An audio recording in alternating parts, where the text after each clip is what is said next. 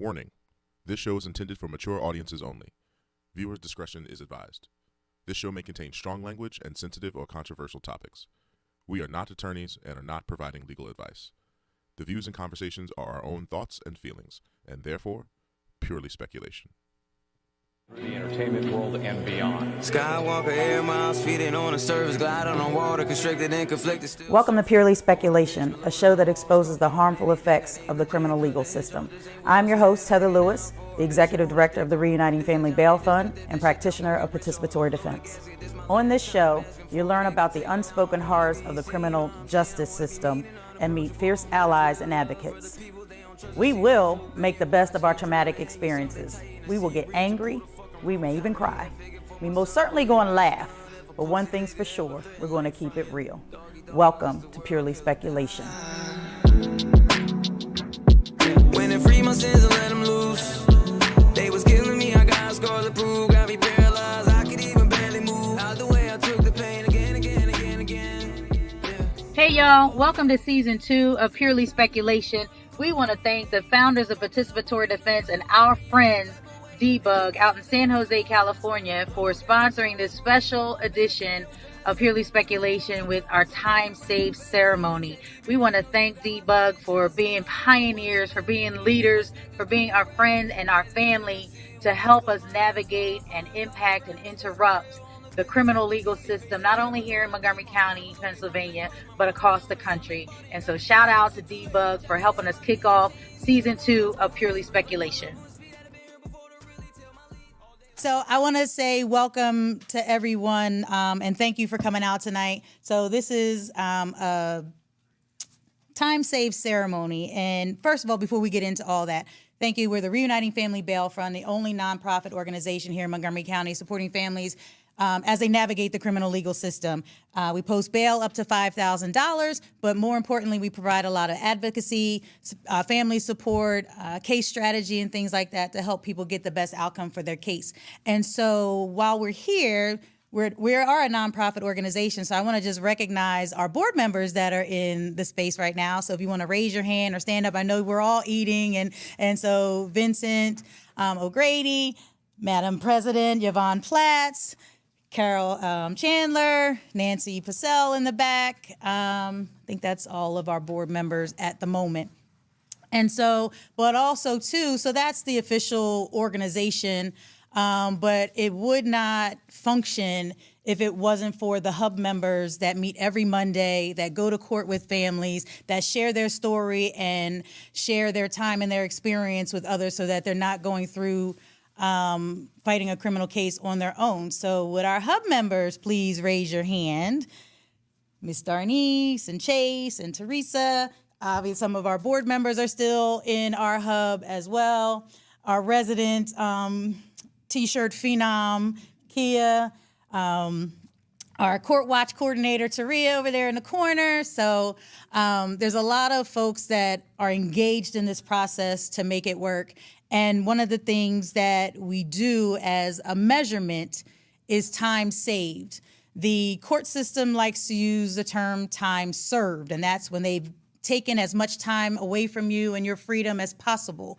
And so what participatory defense and Debug and the whole movement has done is kind of change that language. You know, we speak things into existence. And so when we say time saved, that means how much time we're taking back from the system for our families. And so tonight we are honoring that time saved number with folks who have successfully completed all obligations to the court system. So they're not on probation. Oh, we're going to add Chad. And so they have no ties to the criminal legal system, and that they're able to come up, erase their name off the board, and say goodbye to the criminal legal system. So we're really happy about that. As a national organization, so Participatory Defense is a national organization. The Montco Hub is one of the first outside of San Jose, California. So we're the triple OGs. And so when you're in this hub, be proud because we've been doing this a really long time, since 2015. And so our own hub's time saved number is 6,600 years of time saved. So that's time that we've snatched back from the county. We've had people have life sentences overturned. We had people that were facing 20 and 30 years get exonerated and their cases dismissed. So it is such a phenomenon to be able to witness in the courtroom that activity, but then to be able to calculate it and use it as a measurement and share with folks exactly what that means. 6,600 years that we've saved here in Montgomery County. But as a whole, with a national organization, is over 30,000 years of time saved. At this point now, there are 50 plus hubs across the country. Our hub helped spawn the 10 plus hubs that are in Philadelphia. And as a national trainer, we've trained hubs all across the country. So this is a national movement. It's building, it's growing, it's not slowing down. And so just keep an eye out for it. Because it is something that is truly spectacular and is really a modern day civil rights movement where we're really, when they're mass incarcerating people of color and poor people and criminalizing health behaviors, whether it's a mental health condition or a substance use disorder, that most of those behaviors are the behaviors that are being criminalized, and that's what keeps the wheels of justice, so to speak, turning. And so it's such an honor and a privilege to be able to interrupt that process and stall it and push the pause button and have alternatives and other opportunities for folks to kind of get well and right their wrongs, but not everyone needs to be incarcerated. And so with that being said, Taria, our Court Watch coordinator. So as a hub, how things kind of work is that we really don't advertise. There's not we don't have a billboard. We have some flyers and we have some things and we rock these dope T-shirts, but it's really sitting in the courtroom and it's word of mouth and it's families sharing with each other exactly what is happening and how we can help. And, it's a strange phenomenon for people of color that we don't trust each other. And Taria can attest to that when we're sitting in the courtroom and we see some injustice happening, we'll try to pull somebody to the side. But because we don't look like those court actors, we don't look like we're not attorneys. Let me say that. None of us are attorneys. And so we're all volunteers just sharing our directly impacted experience. And people don't trust that. They'd rather trust the attorney who's taking their money and I respect the profession because we have some allies that are attorneys. And but still, there's a process and we're trying to help people. And, it's such a shameful situation to be in that people really just kind of shut down and really would rather be with a stranger than somebody that can really genuinely help them. And so I'm going to bring Taria up because families get referred to us. And when they bring a family member, we ask them to kind of help and usher them and guide them through. And so Taria has the pleasure of telling or sharing Junior's story and some of the things, and we're going to see Junior erase his name off of the board. If you want to say anything, feel free. But Taria, you want to come up and share a little bit? Junior's mother's in the space, so she, if you want to say something, Carol, you're certainly welcome to. But I just want to give space to everybody here that has a hand or has something to say about participatory defense. You gotta add Sterling to that list. He's not early. No, but I can speak for him too. Oh, hello. How are you? Junior. I hear you. Junior. Miss Carol. It's been a long time. And we actually, at the time that Miss Carol came to the hub, Miss Carol was referred by someone. Miss Carol, at that time, I was going to church, and she attended the same church that I did. And at that time, we were meeting actually at CADCOM on Monday nights. And when Miss Carol came, she had no idea about the criminal justice system, which a lot of families don't, because they're not supposed to know, because nobody wants to be a part of that system. And when Miss Carol came, she was just a mother with a young male that had some troubles. But a lot of Junior's troubles was not really based on crimes, I would say. It was more based on mental health issues. So when Miss Carol came to us and she was saying the things that she wanted to basically help her son to help himself, because it was little petty stuff that he was getting himself into behind mental illness. So I told Miss Carol, and she didn't know this, and Junior didn't know this, that it's a program here in Montgomery County, and Montgomery County doesn't want you to know this, but it's called Behavioral Health Program. And behavioral health is a program that they have that you have to qualify for to even get them services. So I told her he sounds like a good behavioral health candidate. Just go ahead and try to see if you can put the application in, and either they're going to accept you or they're going to deny you. And at first, Junior did get denied. But then after he went through something in Delaware County, and then Delaware County linked up with Montgomery County probation, and that's how he ended up getting accepted for the behavioral health program. And the behavioral health helped him to get the services that he needed, and he ended up going into a residential facility that helped him to get back on track, learn his own independence, and help him to stay out of trouble. So Junior has come a long way, and I'm very, very proud of you, and I just told you that over there, because your mom was the biggest advocate for you. We just was her support. But she did all the work. One thing I can say is when you tell Miss Carol to do something, she gonna do it. Because she wanted nothing but the best for you. Even when sometimes she seemed like she was all alone fighting for you. But she did it, and then she came with us with the backing, and she worked it to the way of now. She's on the board with the Reuniting Bail Fund, and she's on the board with participatory defense. So I just want you to know, Junior, that you're one in a million that's blessed to have a mother that fought for you to the end, and she's still fighting to this day for you, because all she wants for you is the best and to see you to have the best, and that's all we want for you. And we just want to let you know that we're proud of you, and we're happy that your name has been erased off that board, because it was a time that I thought it was going to keep on being on that board. But you got it together, and you're going to be good. Congratulations.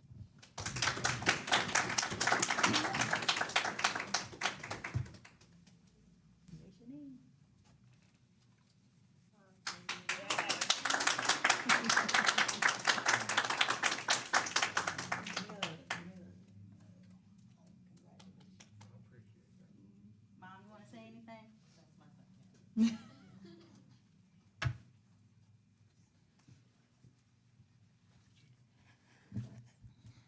So I would like to thank everyone that turned out this evening.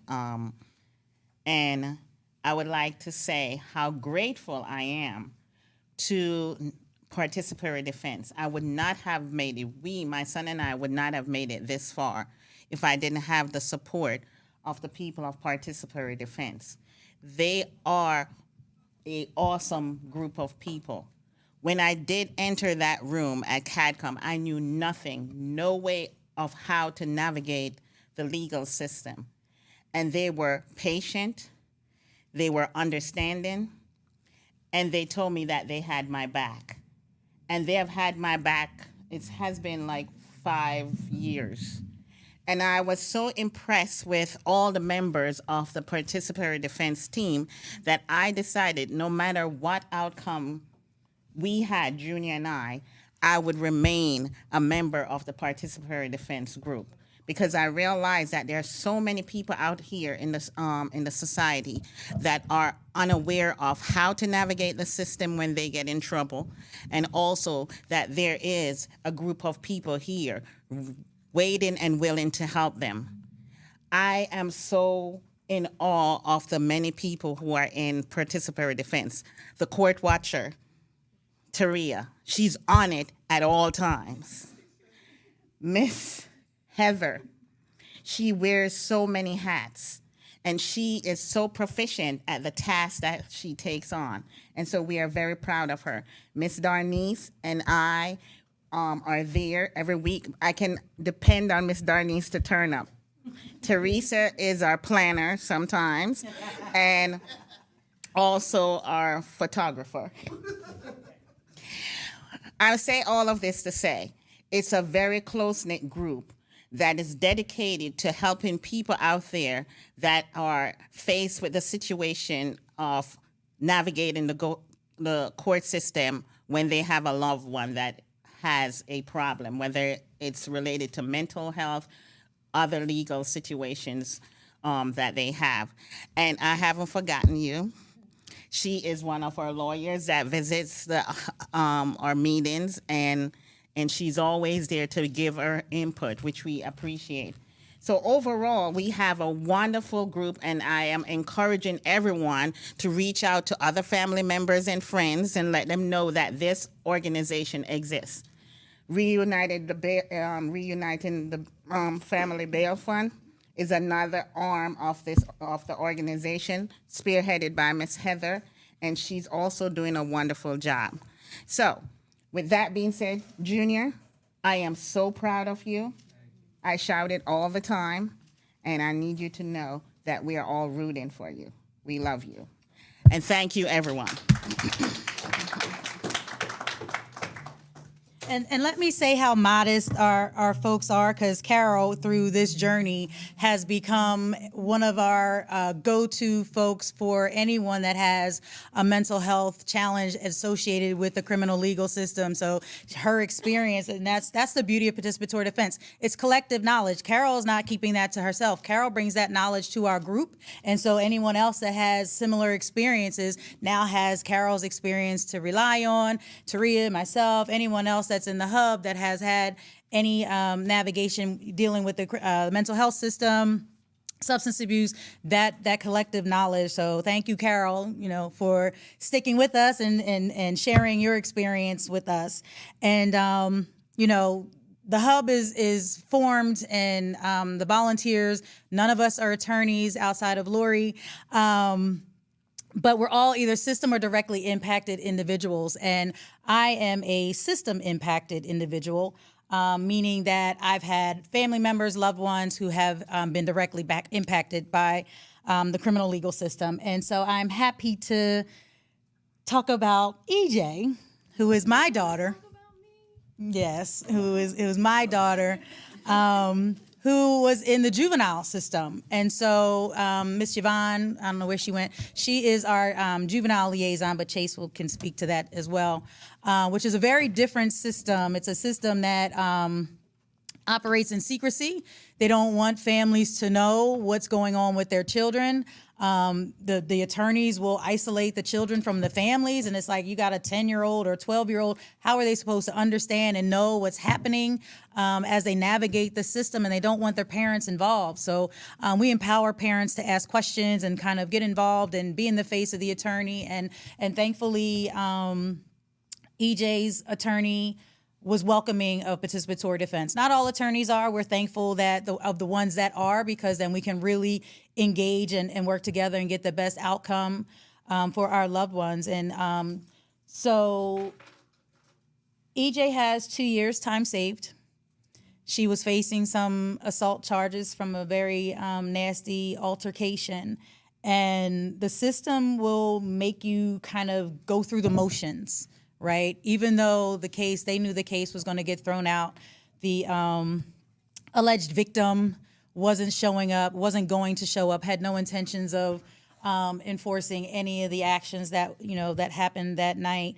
And she was brave, and she stood the course, and she respected the guidelines that the conditions of her freedom, so to speak, until her case was dismissed. And she successfully did that. She's on the way to having her charges expunged, so she will not have any charges on her background. So as a teenager of the tender age of 16, will not have any criminal charges carrying over into her adulthood. And so all the adults in here know how important that is. And at some point, you'll understand how important it is to be an adult and not have any criminal cases or charges following you. So with that, I say congratulations, dear daughter, for your 2 years time saved. And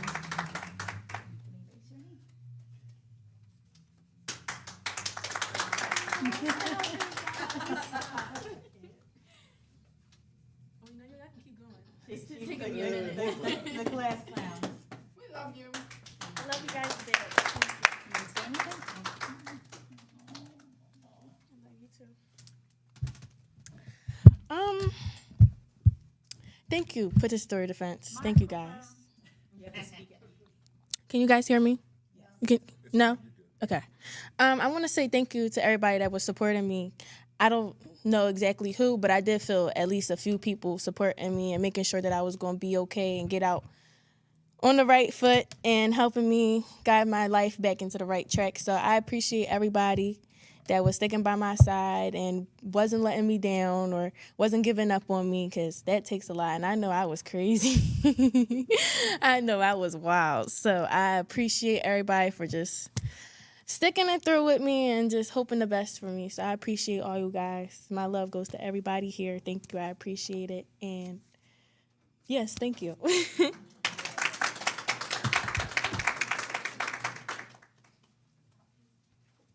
Okay, so before we get to Chase and Jaden, I want to recognize Lori Jubileer, who is in our space today, and we touched on it. Lori is an attorney, but she's also a fierce advocate. She believes in what she does. She lets you know that she believes by her words and her actions. She is not just an attorney that's telling you whatever and working the system, right? She is a fierce advocate, and we are so honored and proud to have you be an advocate for us, to be on our team, to be rooting, for us and helping our families navigate the system with such courage, because, it is difficult, I'm sure, to be a believer in justice in the midst of folks that don't. And so I thank you.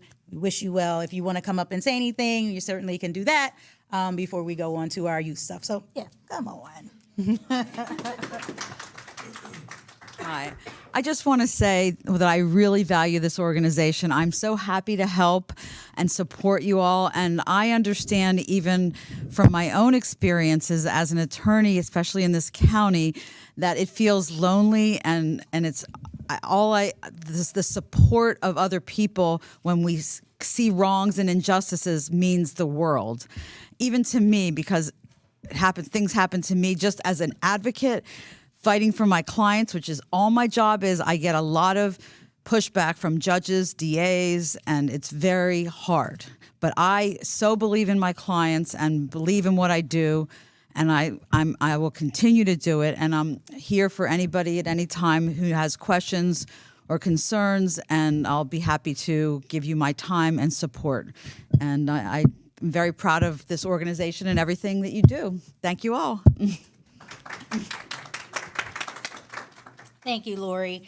And so we've had EJ that was a part of the juvenile system, and then we have Jaden, who can't be here tonight. So we're going to have Chase kind of stand in. Chase doesn't know Jaden's case. So Jaden, again, was a juvenile who got caught up in the system, just in the wrong place at the wrong time, and just some crazy things happening, and things that, you're trying to help someone and it turns out bad.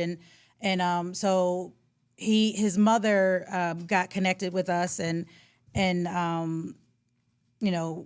really had to stay the course, and we just had to wrap ourselves around Jaden just to kind of help them navigate, because things kind of still kept happening, because he's a young person and he's in school, and things happen at school. There's a lot of things that happen at school. And so I'm just thankful that, he was able to stay the course, and we were able to kind of help his mother navigate the system and deal with certain challenges that came up. And, at the end of the day, Jaden was able to successfully complete 1 year of probation. And I'm not exactly sure of the time saved on his case, probably 2 to 3 years. And so we're just thankful for that. But Chase, you want to come up and talk to us about restorative Norristown and restorative justice, the youth movement that is happening in Norristown that's spearheaded by your grandmother and our illustrious board president, Yvonne Platts. Thank you. So I do work for Restorative Norristown, which is here, which we usually operate right here out of this library. And she's off camera, but the woman sitting back there, she is my grandmother, and she's the one who started Restorative Norristown. So I have a pamphlet here that tells what Restorative Norristown is about and what the restorative program is. Restorative Norristown is an intercultural and intergenerational movement of peacemakers who use restorative principles and the circle process to address issues, injustice, and violence that affect our community. That really just means instead of having children go through the juvenile system, and if there's an issue in school facing suspension, they talk it out instead in the circle process to hopefully resolve the issue so that they don't have to face jail time or just really face punishment besides the circle. So hopefully, we hope that our movement eventually broadens out and hopefully one day makes it into multiple schools. And that's it. Thank you. Should I erase his name? Yes, would you erase Jaden's name for us, please?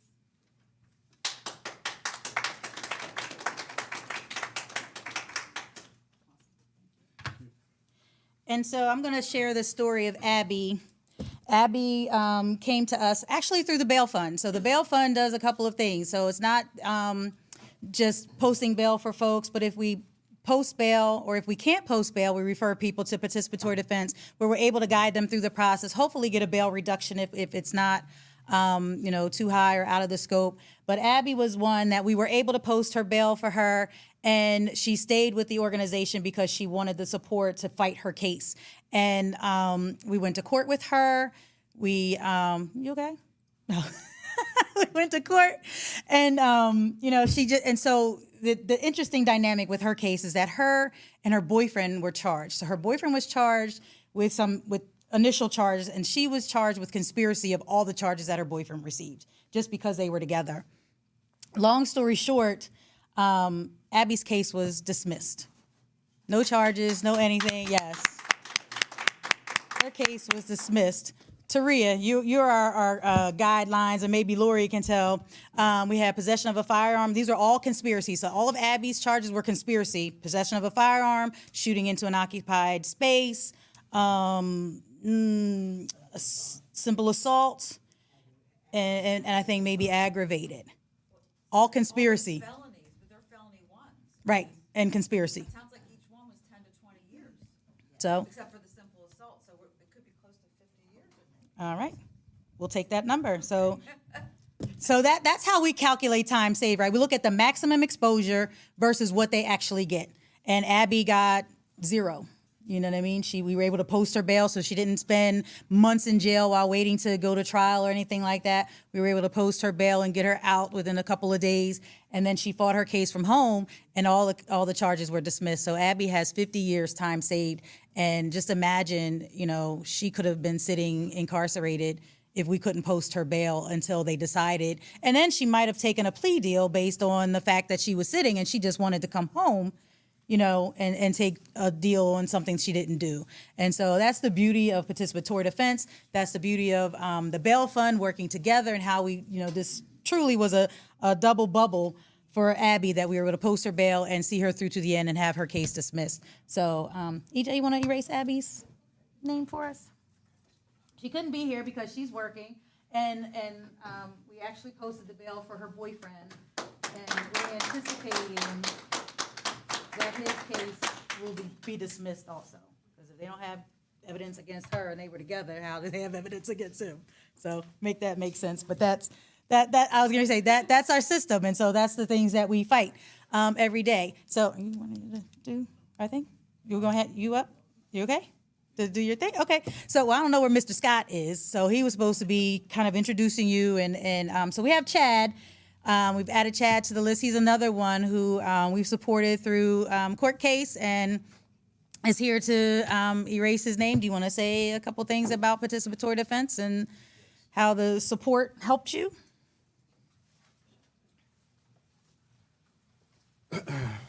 Hi, my name's Chad Davis. I just want to thank Miss T. If it wasn't for her, I'd probably be locked up right now. And Heather and Uncle Scotty. They basically gave me the strength, the support to fight my case. Going up against Montgomery County, everybody says, what they got, 90%? 98%. Yeah. So when you hear that going against them, even though if they do right or wrong, You know what I'm saying? You get scared, but they all gave me the support to keep fighting. I started a basketball clinic for the kids to give back. I started coaching. I started doing like a lot of things, you know what I mean, positive things. And I feel like y'all kind of helped me start it, you know what I mean? Because, like I said, y'all gave me the strength, you know what I mean, to keep going.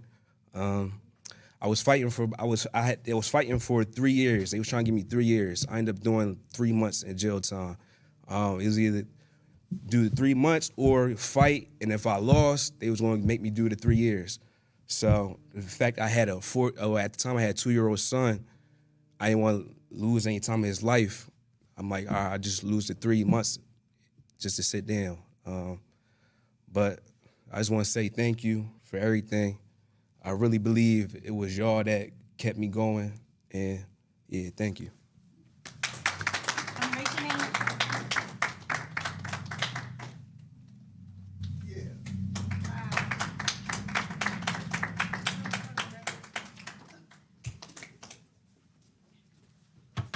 All right, so we're gonna have Miss Taria come up again, because I guess we saved one of the best for last. We're not talking about the other best because we still working that best out, but this is a truly phenomenal case that when Chad talks about being scared, we were scared. and I know Sterling was scared. And there were a lot of things that Sterling had to go through and trust the process. Like, this is not a process we want to trust, you know, but when you're in a group and you have people supporting you, I think you have a little more courage to trust the process. And Taria was a phenomenal example and an encourager to keep Sterling engaged and trusting the process, even though it was long, you know, and definitely exhausting and grueling. He made it. So I'll let you tell Sterling's story, and we can erase his name from the board. So, as we mentioned earlier, and Heather mentioned earlier, that participatory defense is usually by referrals. So, majority of our referrals come from in-house. So, at one time, 2 years ago, I had 45 clients out of Montgomery County Correctional Facility that came through referral from another inmate to another inmate to another inmate. So I kind of had, as the outside would say, a jailhouse snitch, but that was who I had working the jailhouse advocacy group to let them know that we're out here. We're out here to defend them. We're out there to help them. We're out here to be, to be the supporters, and we can just help them help theirself to navigate the system. It was tired, long some days, and my passion in this field always been, since I was a teenager, that I always wanted to fight for justice. I went to college. I went to school for criminal justice. I'm just shy of my bachelor's degree. Should have went to law school, but I got tired. I got pregnant. I got older. I worked at St. Gabriel's Hall for 15 years. I worked in Pathway School for 10 years. So I have the best of both worlds, the juvenile delinquent center system, and I have the best of the mental health facility system. So behavioral health I've been doing for over 35 years. So how Sterling came about with us was I had a client in prison that was fighting for his life. And that client got referred to us by another client, and Sterling got referred through another client. So it all came from just word of mouth. It's this group that's out here. They can help you. They can do this. They can do that. They can do bio packets. So social bio packets, that's a mitigated packet, as a lawyer will call it. We can, pretty much how Ms. Carroll was, don't know the system. And a lot of these guys that come into this world, like Chad, a lot of these guys that come into this world, like Dwayne, a lot of these guys that come into this world do not know the system, even when they're doing crimes. They're what we call kind of ignorant to the system. And with Sterling, he kind of knew the system. Sterling was a DHS worker. He was a foster father. He was a father. He was a husband. He had his own nonprofit organization. He helped to take youths and juveniles to and from court to fight cases that they were fighting that they didn't even know how to fight. And he was a stepfather, a good stepfather, and all behind a bitter person and a custody battle between his daughter and his daughter's mother. She ended up having her oldest daughter say that Sterling raped her. Sterling fought. He stayed in prison on $1 million bail. Now, mind you, he never been in trouble a day in his life. He was on $1 million bail. And when one of our guys, Mr. Vance, told Sterling, it's this group that helps. He got Sterling connected with us. I turned around, and Sterling had an attorney at this time. His attorney, may he rest in peace, his name was Michael Quinn. Michael Quinn was not the best advocate for Sterling, but I told him just hold on and pan it out. So I went and I met with Sterling and his family at a bail reduction hearing. It was in front of Judge Walker. It was about 30 people came here for Sterling. They already had letters. They already had everything that us as a group here, Participatory Defense, does with families. And they already had speakers and everything. Sterling was so scared on that, at the time it was COVID, so people didn't really come down like that. So they had him on the prison screen. And Michael Quinn navigated for him to get lower bail. Because of the allegations, it was kind of hard for him to get a lower bail. But Judge Walker took into consideration everybody speaking, took into consideration participatory defense speaking, and he granted Sterling $150,000 bail, 10%, and house arrest. Now, mind you, this was the biggest part, was the house arrest. The house arrest had to be done in Montgomery County, because when you live, and Sterling's out of Philadelphia County, so when you get house arrest in a certain county, they want to monitor you in that county. That's when we came in as participatory defense, and we navigated for Sterling because it was COVID time. He lost his job. He can't get a job anymore. He don't got no money. It's COVID. He had a house in Philadelphia, and that's when we came about and start saying, right, to the judge, let this man go back home. He can't afford nothing else. You already got him. He's already on house arrest till his case is over. And Judge Walker decided, Michael Quinn kept on saying, it's not going to be done. It's not going to be done. I call pre-trials like I was Michael Quinn. I think I got on their nerves so bad that they just said, give her what she wants. So they finally granted him home in Philadelphia with the house arrest with stipulations.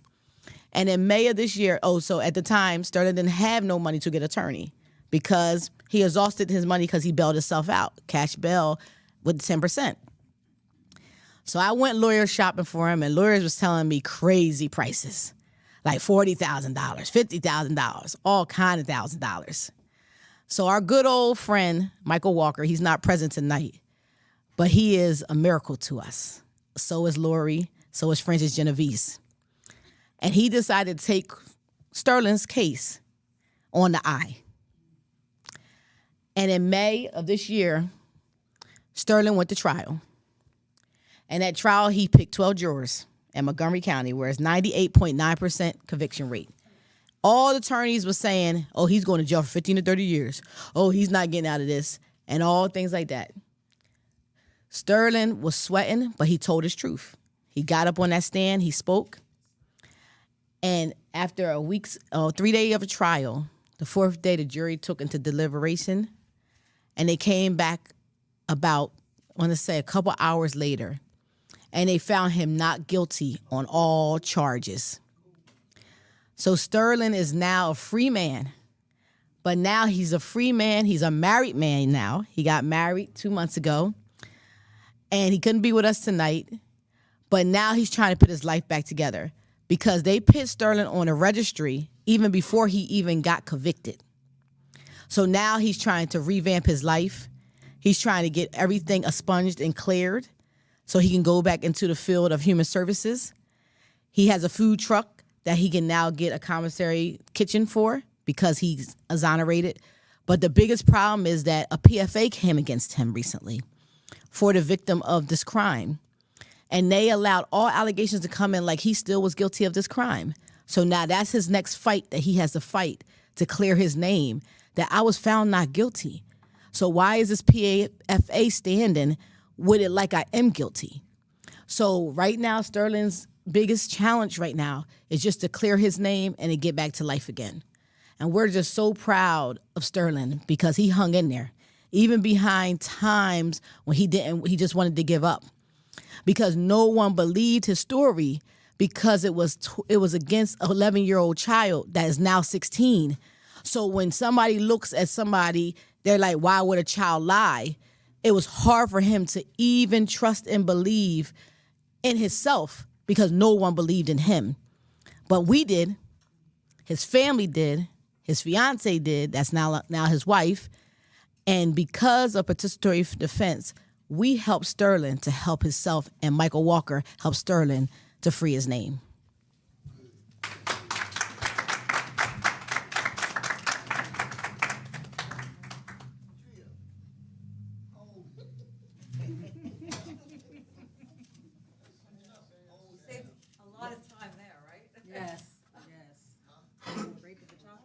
Rape of a child. So Sterling was actually facing 30 to 60 years because he had corruption of a moral minor, he had raping a child, he had a couple counts of that, indecent exposure. He had a lot of charges. So he saved well over, because in the state of Pennsylvania, rape is one of the ones that is a mandatory maximum sentence now due to the Me Too movement. So rape of a child can carry almost 30 to 60 years that Sterling would have had to do in prison. And not only that, he would have had to fight. If he got found guilty, he would have had to go up there and fight the inmates because that's one crime that people up there do not like. So he would have had to really protect himself. So we're just glad that the jury seen what we seen and that he was innocent.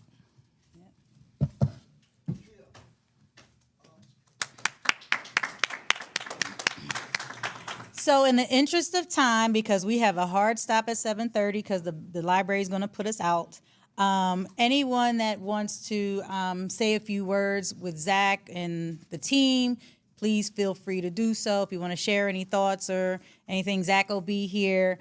And I just want to say thank you to all of the board for believing in the organization and supporting me and allowing me to be the crazy person that I am and all these things that we do. But you see the outcome. This is the outcome of why we do what we do. And, this is happening all over the country now. And we have all of our, stuff over there. I'm always trying to push T-shirts, but I always end up giving them away. But if you want to buy one, please buy one. We got our little donation box because posting bail, we get that money back sometimes as long as the people are able to satisfy their obligation. But Montgomery County, this is revolutionary for Montgomery County. We are in hostile territory. This is not a place that is welcoming like Philadelphia, that they want to see the reform of their criminal legal system. Taria mentioned pretrial.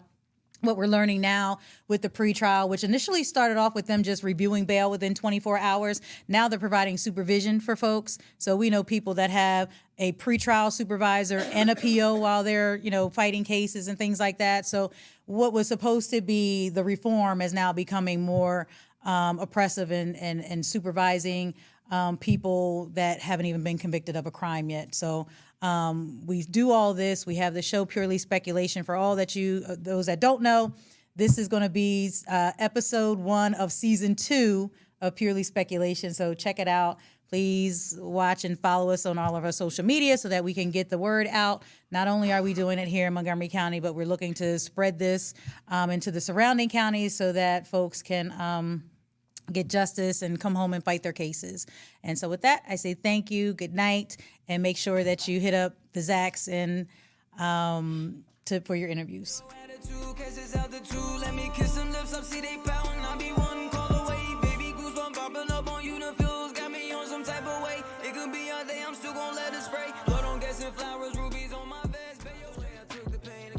Thank you for tuning in to this episode of Purely Speculation. If you learned something, share something. Please like, follow, and share this show. The more our communities know, the more they are empowered, and the faster we can create change. Purely Speculation would not be made possible without the generous support of the Community Justice Exchange, the Health Sparks Frank E. Boston Black Justice Fund, Philadelphia Foundation, and Reform Alliance. Thank you. Booyah! Intuition different, already lived and dreamt it. Visions make my vision clear as I'm jogging through this fog of life. Fog lights with the fog set, body and I'm all set. Baby, can you be my Cardi B on an offset? Toast we got itself, we building.